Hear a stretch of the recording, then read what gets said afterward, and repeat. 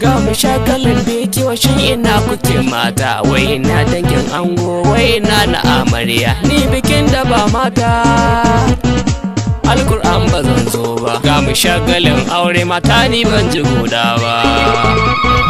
Gode sai ku fito mu girgiza sama duka makamun mata.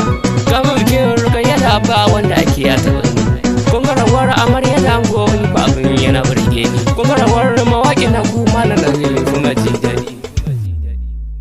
A dole mu gwangwaje to har ma mu bararraje to, tun da bikin mu ne a mu tashi dole ne a mataki rawar mu marɗe rai ke sukur.